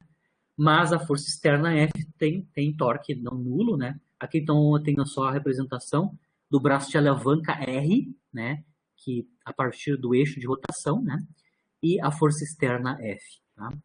E aqui, claro, está a distância horizontal entre vertical entre o eixo de rotação, o centro de massa do sistema, e a direção da força F aplicada, né? Essa distância aqui é o H menos o raio da esfera, né? Então, H menos R é essa distânciazinha aqui. Bom, aí vamos calcular quanto é. Então, tem duas forças, na verdade, até três, né? Três, mas duas delas estão sendo aplicadas no centro de massa, então não vão dar torque, né? Um produto vetorial R vetor F. Então, a única força que tem torque é a F zona, né? Tá aqui. Produto vetorial, torque, né? Torque é o produto vetorial RF. Aqui eu vou escrever, então, em termos do módulo da força F, né? E a projeção, né? A projeção do vetor R na direção perpendicular a F. Tá? Isso é uma maneira de calcular módulo de produto vetorial. Tá? Eu pego um dos vetores, ou seja, que eu vou considerar o vetor F, multiplico o módulo dele, pela projeção do segundo vetor, que no caso aqui vai ser o vetor F, na direção perpendicular a esse primeiro, que é o vetor força. Né? Então, aqui a direção perpendicular ao vetor força é essa direção aqui. Tá? A projeção do R nesta direção, né, é justamente o tamanho H menos R. Tá? Então, está aqui calculado quanto é que é o módulo do produto vetorial R vetor F. Módulo de F, projeção do R na direção perpendicular a F, que é H menos R, e a direção desse vetor é dado pela regra da mão direita. Né? O vetor R tem essa direção e o vetor F tem essa direção. Regra da mão direita significa que o torque, devido a essa força, está entrando aqui no plano, ou seja, tem direção em sentido menos K-chapéu. E aí está pronto as duas quantidades que vão entrar na lei rotacional. Né? Os dois vetores, tanto L quanto torque, ou L derivada temporal, quanto torque, ambos são apontando na mesma direção, que é a direção menos K-chapéu. Então, essa equação vetorial, né? Essa equação vetorial, que é a equação de rotação, fica uma equação escalar, né? Essa equação escalar aqui, né? Torque é igual a momento de inércia vezes a aceleração angular da bola de bilhar, né? Relativo ao centro de massa. Tanto o I quanto o ômega são relativos ao centro de massa, né, da bola de bilhar, certo? Se a gente combinar essas duas equações, que é a equação de translação e rotação para a bola de bilhar, quando apenas a força F está sendo aplicada, né, a gente tem essa relação aqui, né, combinando, né, as duas equações. Vejam bem aqui que na primeira equação eu consigo relacionar a derivada da velocidade de massa com a força. Eu posso substituir isso aqui no lado esquerdo, né, a força aqui no lado esquerdo, explicitamente. Com isso eu tenho esta relação, né, que relaciona as duas derivadas temporais, né, da velocidade de massa e da velocidade angular de rotação relativa ao centro de massa da bola de bilhar. A gente sabe quanto é que é o momento angular, perdão, o momento de inércia relativo ao centro de massa para uma esfera, né, 2/5 de mr², a gente derivou isso na aula passada. Substituo aqui quanto equivale o centro de massa para a esfera, explicitamente, né, aqui. Aqui eu tenho, então, uma relação entre as taxas de variação temporal do VCM e do ômega-CM. Eu vou integrar de ambos os lados no tempo. Né? Quando eu integro ambos os lados no tempo, essa equação, que basicamente é a combinação da equação de translação e rotação, nos dá uma relação entre os elementos infinitesimais da velocidade de massa e da velocidade angular, né, de rotação da bola de bilhar relativa ao centro de massa. Claro que eu posso integrar ambos os lados, né, usando, claro, as condições iniciais. Né. As condições iniciais é que em tempo igual a zero, ou seja, quando eu começo a aplicar a força externa F, a bola de bilhar estava em repouso, né, ou seja, a velocidade de massa inicial em t igual a zero era nulo, e ela não estava girando ainda, né, ou seja, a velocidade angular inicial em t igual a zero, ela nulo, ou seja, eu tenho as duas condições iniciais, tanto para o VCM quanto para o ômega-CM, em tempo igual a zero, quando eu começo a aplicar a força externa F. Ou seja, eu posso integrar usando essas condições iniciais, né? Ou seja, integrando ômega de zero até ômega CM e a velocidade de centro de massa de zero até a velocidade VCM, certo? Obviamente aqui os limites inferiores são dados pelas condições iniciais. O bloco estava inicialmente, a esfera, né? O bloco de bilhar, a bolinha de bilhar estava inicialmente em repouso, sem girar, né? No tempo inicial, quando começa a aplicar força externa. Com isso, eu integro e aí eu obtenho uma expressão entre a velocidade de centro de massa, do deslocamento translacional da bola de bilhar com a velocidade angular de rotação, né? Enquanto eu estou aplicando a força externa F.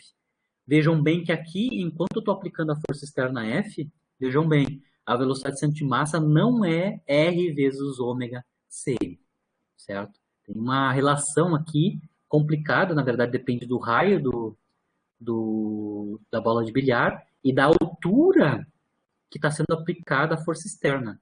Tá? Então, dependendo da forma que está sendo aplicada a força externa, a relação entre a velocidade de translação da bola de bilhar e a sua velocidade angular de rotação em torno do centro de massa são distintas. Se eu variar H, né, seja ponto de aplicação da força externa horizontal, vai acontecer as duas velocidades, né?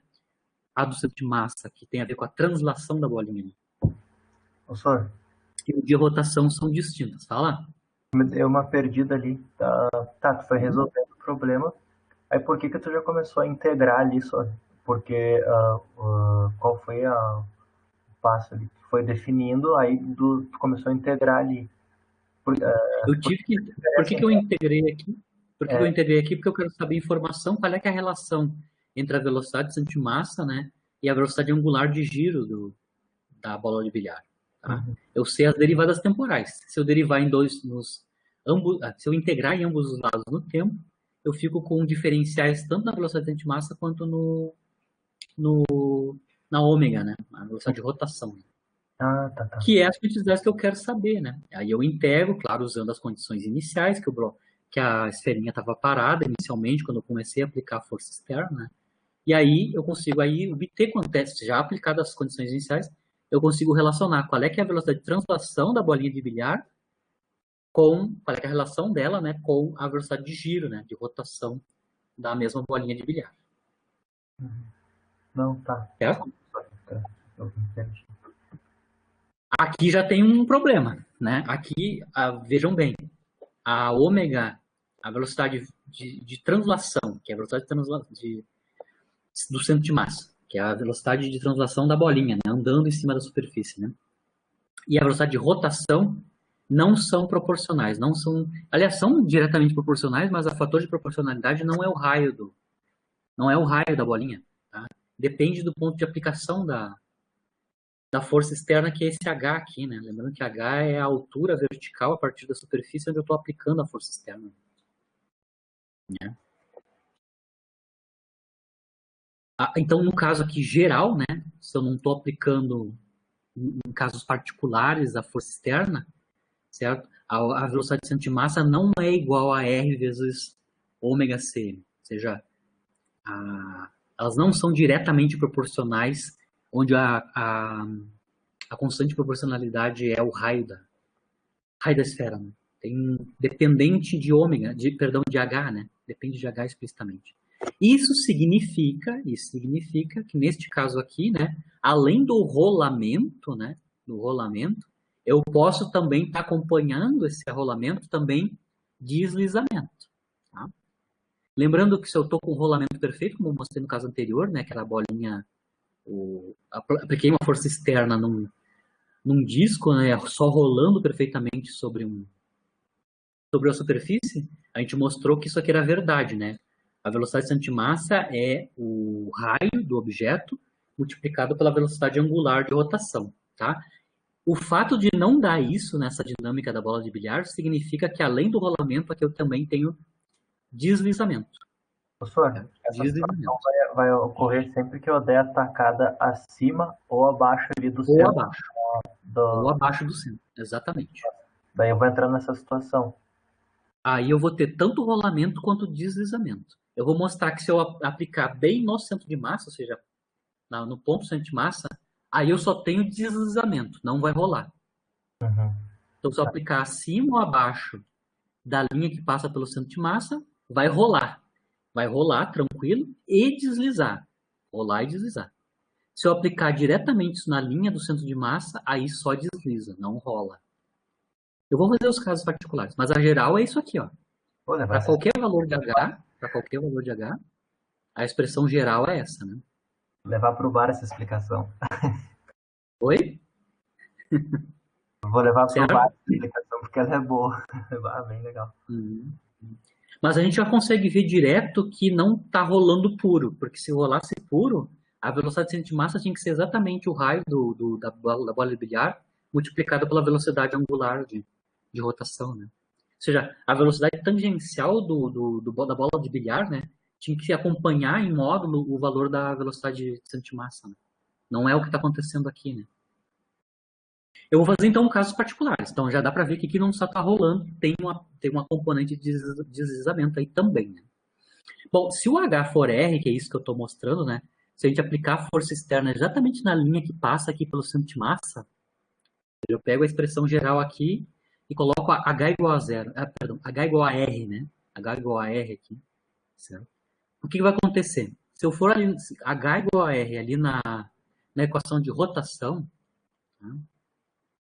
Se eu for aqui na expressão da rotação da esfera, né,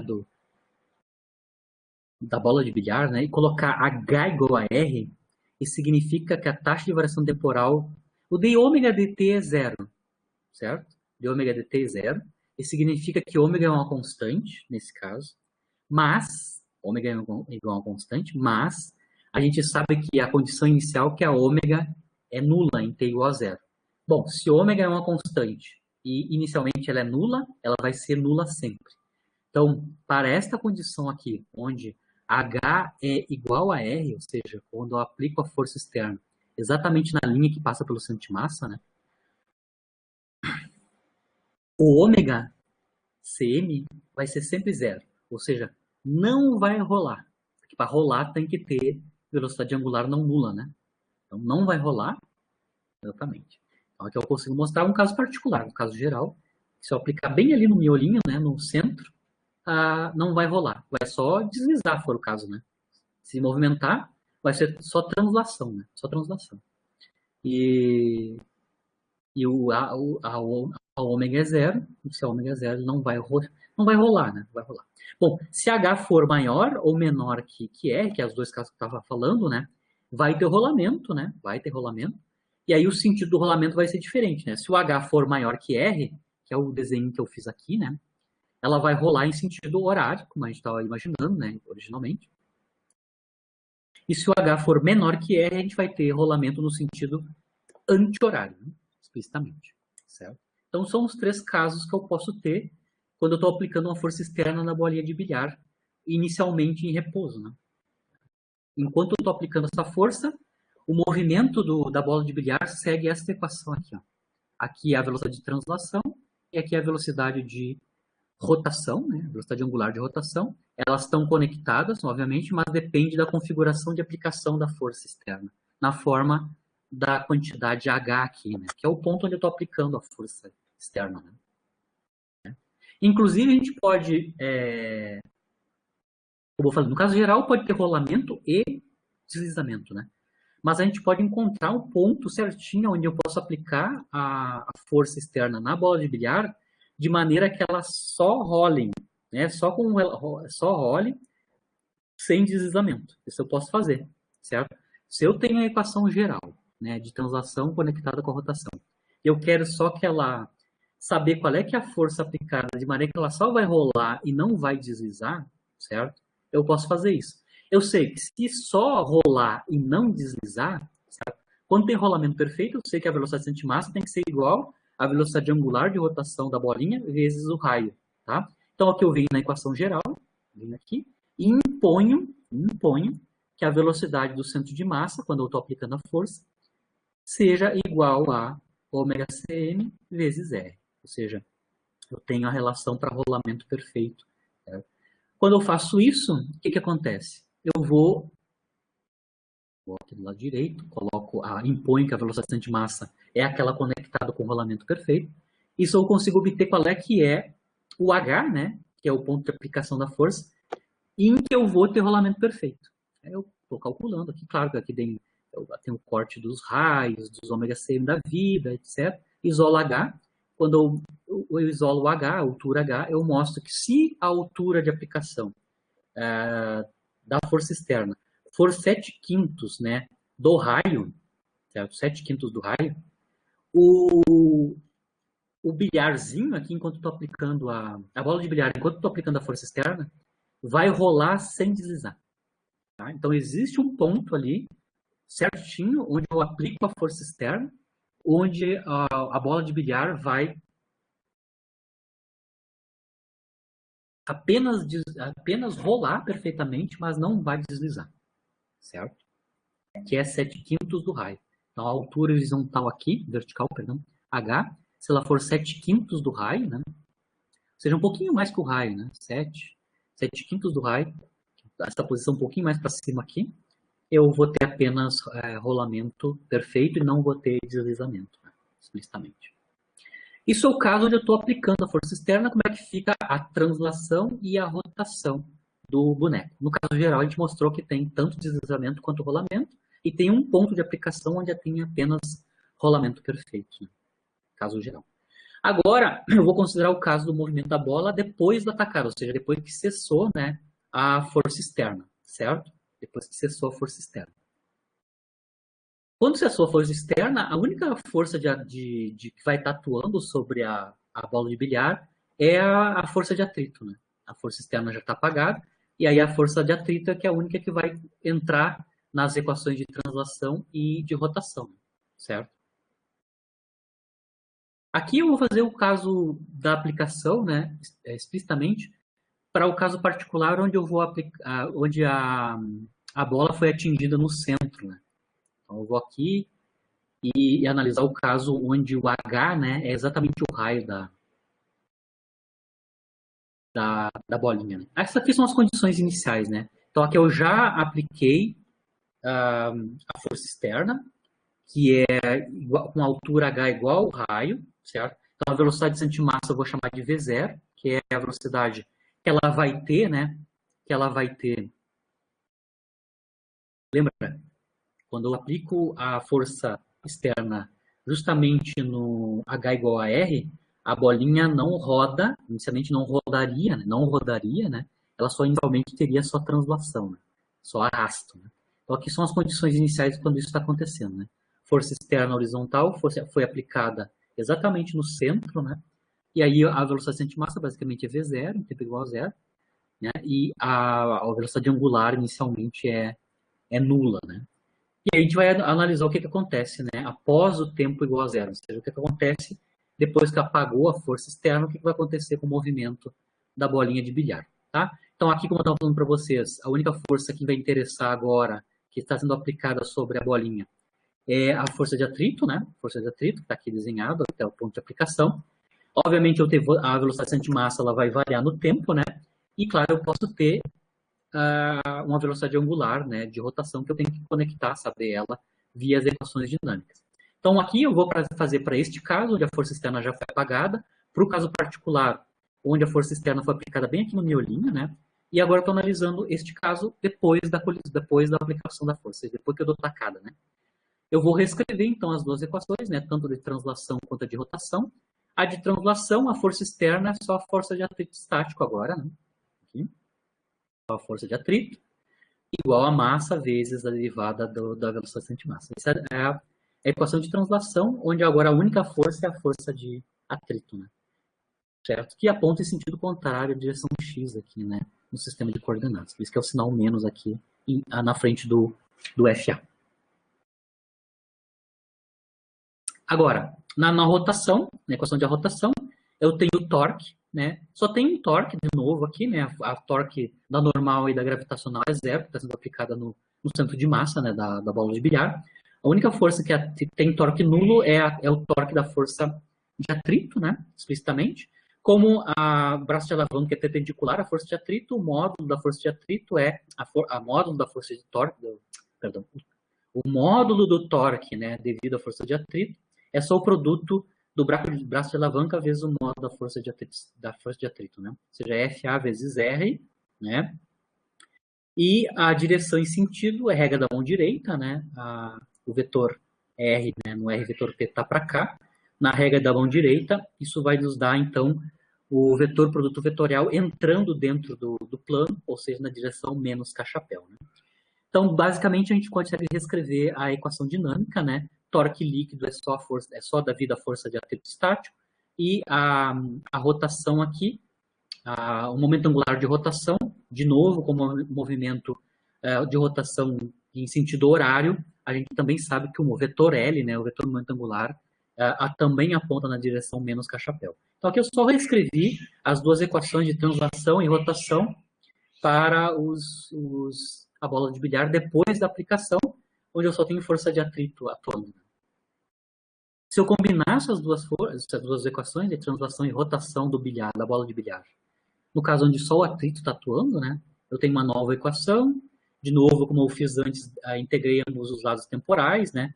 Com isso sobra só as diferenciais na velocidade de centimassa e da velocidade angular de rotação do centimassa. Uso as condições iniciais para integrar, né? As condições iniciais aqui é que a velocidade angular do centimassa, quando a força externa foi aplicada, para esse caso particular, né? Onde ela foi aplicada bem no miolinho, né? A velocidade angular era nula e a velocidade de centimassa era V0, que é a velocidade original, né? De translação, certo? Integro. Quando eu integro, obviamente agora eu vou ter uma relação, uma nova relação, né? Depois que cessou a força externa da tacada, né? Há uma nova relação da velocidade de centimassa com a velocidade angular de rotação da bola de bilhar. Então, depois que foi aplicada a força externa, a velocidade de centimassa depende da velocidade angular de rotação desta maneira. De novo, não é diretamente proporcional, tá? Vai depender explicitamente da velocidade de translação, ou seja, a velocidade de centimassa original quando cessou, né? Quando cessou a atacada, né? Quando cessou a atacada, a velocidade de centimassa era V0. E aqui está a nova relação entre o VCM e o ômega ECM, né? Vocês conseguem ver aqui que enquanto houver deslizamento, né? No caso aqui pode ter tanto deslizamento quanto rolamento, né?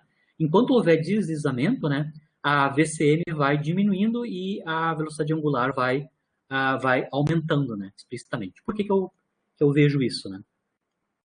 Por que a velocidade centro de massa diminui e a velocidade angular, o ômega, né? Vai aumentando. A velocidade angular ômega está aumentando por essa equação aqui, né? Vejam que eu tenho uma constante, basicamente, né? A equação de translação de rotação aqui está mostrando que a taxa de variação temporal da velocidade angular é uma constante, certo? Ou seja, isso significa que a velocidade angular, nesse caso aqui, ela aumenta linearmente com o tempo. É por isso que eu estou falando aqui que, enquanto houver deslizamento, né, o ômega CM vai aumentar. Eu até sei que ele vai aumentar linearmente, né, através da equação de rotação aqui. Né. A d ômega dt é uma constante. Né, então, o ômega é linear no tempo, né, explicitamente. Ela vai aumentando, né, linearmente com o tempo. Automaticamente, enquanto a ômega CM vai aumentando, pela essa equação aqui, né, a velocidade de massa vai diminuindo, certo? Vai reduzindo, né, a sua velocidade de translação, né, que é a velocidade de massa.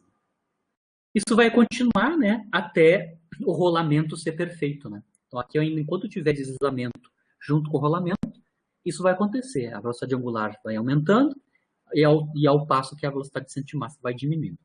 Vai chegar um ponto onde eu vou ter só rolamento, né? Onde o rolamento vai ser perfeito, vou deixar de deslizar, né? Vou deixar de deslizar. E a partir daí, a força de atrito vai perder papel, como a gente mostrou antes, né? Explicitamente. Então, quando eu cheguei na condição de rolamento perfeito, a velocidade de massa vai estar diretamente proporcional à velocidade angular, multiplicada pelo raio, né, da boca de bilhar, que é sempre a nossa condição de rolamento perfeito, né? Neste caso aqui, aí eu obtenho qual é, que é a velocidade final do centro de massa, né? Quando eu já estou rolando perfeitamente, sem deslizar mais, né? Ou seja, eu venho aqui e substituo a velocidade, aliás, o ômega cm vezes R igual à velocidade de centro de massa aqui, né? E eu obtenho quanto é que é o valor correspondente da velocidade de centro de massa final, né? Onde eu só estou já rolando apenas e deixei já de deslizar, né? Estou fazendo a conta, né? Venho aqui, substituo R ômega por VCM, né? Isolo VCM. Eu mostro, então, que a velocidade de centro de massa, quando a bolinha de bilhar deixou de ter deslizamento e só rola perfeitamente. Então, inicialmente, ela rolava e deslizava, né? Como a gente mostrou o caso geral. Depois, em algum momento, ela vai ter apenas só rolamento perfeito. E quando ela tem rolamento perfeito, ela vai ter esta velocidade final, né? 5 sétimos de V0, onde V0 era a velocidade do centro de massa, a velocidade de translação, né, da bolinha, quando deixou de atuar a força externa F, certo? E a gente consegue mostrar aqui, só para finalizar esse problema, né, que a energia dissipada aqui, né, durante o deslizamento, né, antes, onde ele estava rolando e deslizando, né, pode ser calculada diretamente, né? Então, a variação da energia mecânica enquanto a bolinha estava girando e estava rolando e deslizando, né, é igual a, obviamente, né, a taxa da energia mecânica, taxa de variação da energia mecânica, a taxa de variação das energias cinéticas, tanto translacionais quanto rotacionais. Aqui eu estou calculando explicitamente. Lembrando que eu teria ainda a taxa de variação temporal da energia potencial, que é zero, né, porque a energia potencial para essa bolinha é uma constante. Né? Então, aqui eu tenho taxa de variação a taxa de variação da energia mecânica e a taxa de variação das energias cinéticas, né? Tanto translacional, que eu estou calculando aqui, né? Aqui, então, eu tenho a energia cinética translacional inicial, onde a velocidade da bolinha era V0, e aqui eu tenho a velocidade translacional final, onde a velocidade do centro de massa é 5 sétimos de V0. Então, estou fazendo a diferença das velocidades translacionais do início e no fim, certo? E aqui do lado eu estou calculando a variação da energia cinética rotacional, lembrando que antes, para esse caso particular que eu estou fazendo, né, a bolinha não estava girando, né, porque eu apliquei a força exatamente paralelo ali no centro de massa, né, e agora ela tem, né, tem uma velocidade angular não nula, né, que a gente acabou de calcular. Aqui tanto a expressão do delta da energia cinética rotacional, né. Basicamente vai ser um meio, o momento de inércia multiplicado pela velocidade angular ao quadrado, onde no caso de rolamento perfeito, que é o caso final aqui, né, a velocidade angular é relacionada com a velocidade de centro de massa dividido por R, e aí eu consigo calcular quanto é que é a variação da energia mecânica. A variação da energia mecânica não é zero, é 1/7 de nv0 quadrado, onde v0 é a velocidade de translação do centro de massa logo depois que a força externa foi desligada, né? Certo? Então aqui, claro, como teve deslizamento, né? Como teve deslizamento, a taxa de a variação da energia mecânica é não nula, né? Diferente quando a gente tem só a aplicação de, em todo o movimento, eu só tenho o rolamento perfeito, né? A gente mostrou lá que a força de atrito, apesar de ter força de atrito, no rolamento perfeito, ela não dissipa energia, né? Aqui nos casos onde eu tenho rolamento e deslizamento, que é o caso completo da bola de bilhar, né? Aqui eu tenho variação, sim, da energia mecânica, que basicamente é a variação da energia cinética total desse corpo rígido, né? Devido à força de atrito, né, estático, que aparece aqui no problema. Certo? Então, nesse caso aqui, sim, a força de atrito atua na dissipação da energia mecânica. Né? Eu tenho ΔE não nulo aqui, né, explicitamente. Mesmo quando eu estou no estado final, apenas com rolamento perfeito. Né? Lá no meio do caminho aí houve deslizamento. Quando houve deslizamento, no deslizamento eu tenho dissipação da energia mecânica. Né? Aqui eu vou deixar para vocês, eu estou me estendendo muito, tá? Eu consigo resolver esse mesmo problema, certo? Usando basicamente conservação de momento angular. Então, ao invés de usar as equações de rotação e translação para o corpo rígido nas duas configurações, né, com força externa ou sem força externa, eu poderia usar basicamente só conservação de momento angular, tá? Então, tu pode escolher uma origem de um sistema de coordenadas safo, né, ou seja, preparado, onde o torque líquido é nulo. Então, eu posso sempre escolher, no caso aqui, depois que apagaram a força externa, a única força que tem aqui é a força de atrito estático, né, ou a força de atrito. Né. Eu posso sempre escolher uma origem do sistema de coordenadas onde o torque, né, aplicado pela força de atrito é nulo. Então, posso mostrar explicitamente que se eu colocar a origem do sistema de coordenadas colado aqui com a superfície, tá? Eu vou ter que o torque devido à força de atrito, que é o único torque líquido que eu vou ter, né? É nulo, porque essas duas, o vetor posição, né? E o vetor força aplicada são paralelos, né? Explicitamente. E aí eu não tenho, relativo a essa origem aqui, eu tenho torque nulo, né, explicitamente. E aí eu posso usar, como eu tenho torque nulo, torque zero, né, eu posso basicamente usar a conservação de momento angular, e aí eu vou só comparar o momento angular inicial e final da bolinha, eu fiz aqui os detalhes, tá? Ele é mais rápido nesse sentido, né, do ponto de vista de cálculo, né. Então, basicamente eu mostro então se o torque líquido é nulo, significa que o vetor momento angular é uma constante, então basta calcular o vetor momento angular antes e depois, né,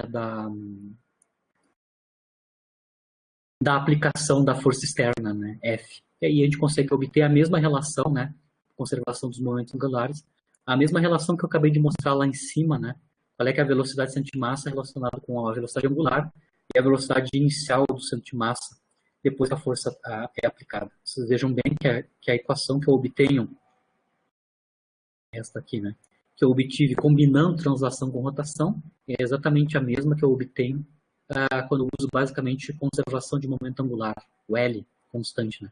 É a mesma expressão, exatamente a mesma expressão, e para fazer isso, eu tenho que escolher uma origem do sistema de coordenadas onde o torque realizado pela força de atrito seja nulo, que é esse caso aqui, né, explicitamente. Certo. Certo, pessoal? Eu ainda teria um último problema, que se vocês me permitirem atormentar para vocês esse último problema, eu vou parar, tá? O que eu tenho como último probleminha aqui de dinâmica de corpo rígido é assim, ó. Eu tenho um pêndulo, tá? O tamanho desse fio desse pêndulo é L, tá? aqui está o meu sistema de coordenadas, eu tenho um pêndulo, só que em vez de ter uma partícula pontual no pêndulo, eu vou conectar uma esfera, né, que tem raio finito, tá? Então tem raio R e massa M. Basicamente é um pêndulo, só que a diferença com o pêndulo, tá, é que aqui a massa não é pontual, é um corpo rígido, tá? Na verdade, uma esfera uniforme de raio R, tá? E eu quero calcular qual é que é o período de oscilação. O pêndulo simples a gente já conhece, né? Qual é que é o período.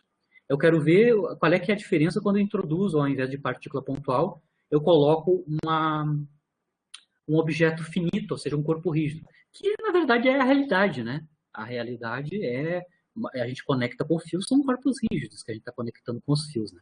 Eu vou ver aqui com vocês o que acontece com a velocidade angular, ou seja, qual é que é a frequência, né, de rotação, ou período de rotação, ao invés de partícula pontual, seja um corpo rígido, porque no caso aqui eu estou dizendo que é uma esfera, né?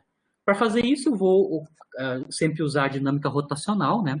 O meu eixo de rotação, então, eu vou escolher como sendo lá em cima, ó, lá em cima, onde está conectado o fio. Lá vai ser a minha origem do sistema de coordenadas, onde eu vou calcular os momentos angulares, né? Ou momento angular. Mas basicamente isso aqui é verdade, né? Para um corpo rígido, né? Que está conectado com um fio lá para aquele cara, né? Lá na parede, lá em cima, né?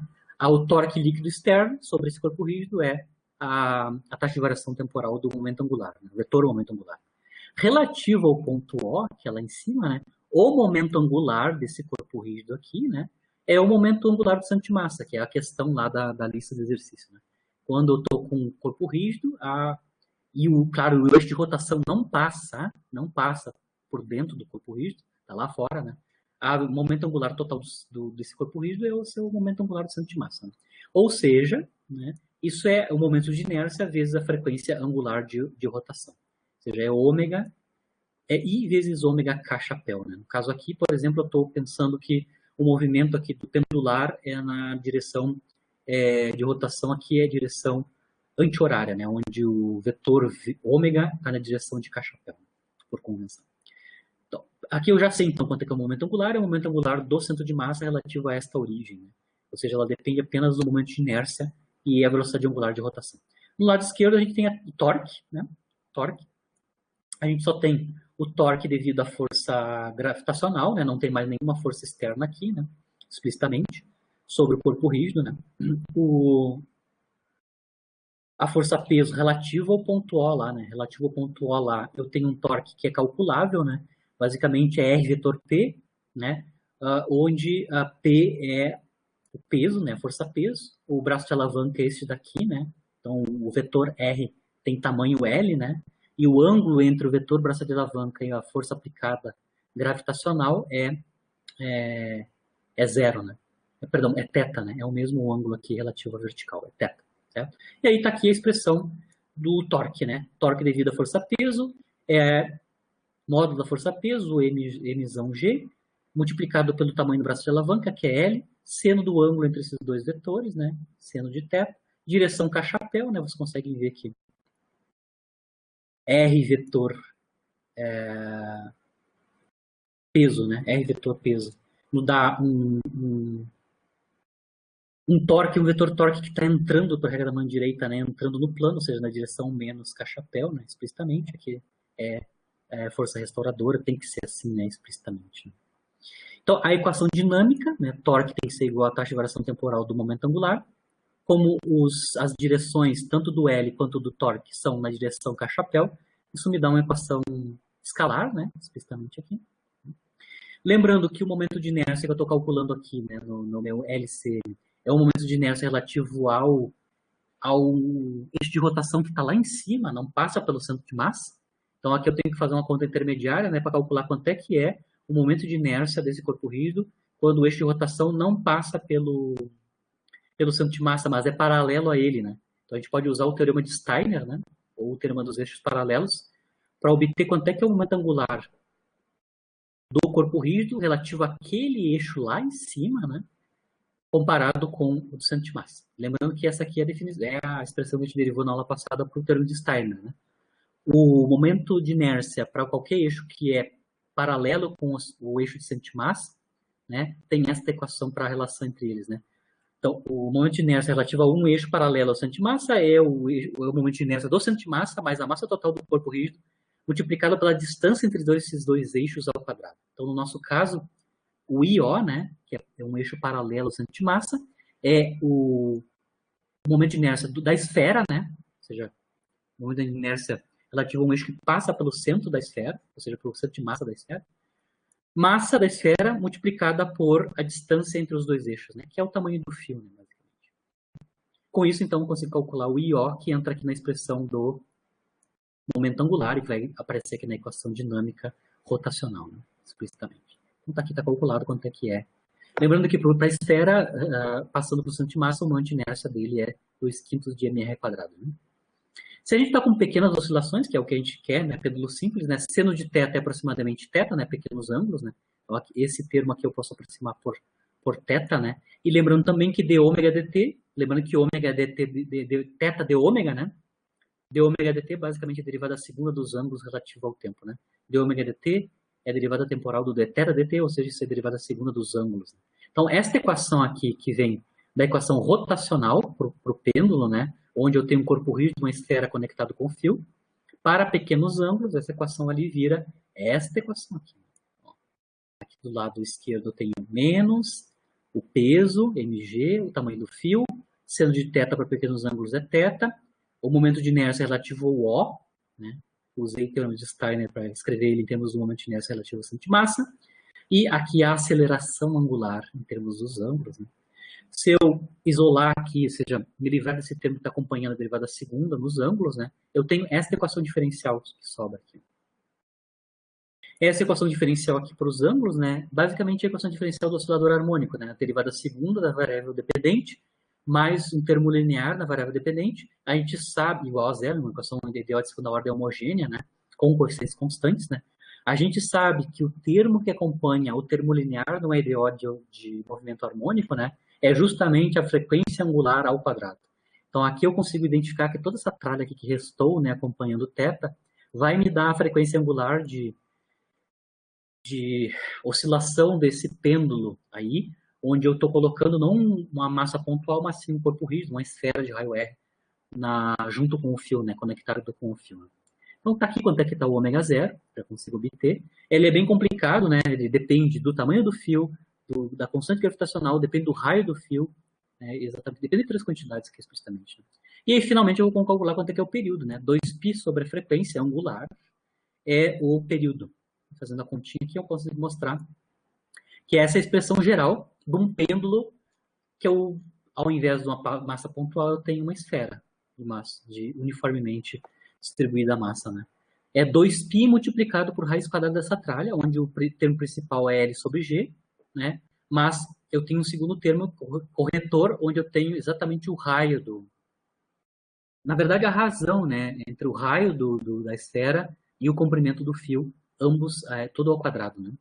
A gente consegue ver que no limite onde a razão R sobre L é muito menor que 1, ou seja, quando o raio da esfera é muito menor que o comprimento do fio, né, a gente recobre, esse termo então aqui vai a zero, né, ou é muito pequeno comparado com 1 aqui, né, a gente recobre o caso do pêndulo simples usual, né. Então, quando a gente coloca ou o raio da esfera nulo, ou o raio da esfera muito menor que o tamanho do fio, a gente recobre, né, o período do pêndulo simples, né, que é 2π raiz de L sobre G, onde L é só o comprimento do fio. Né?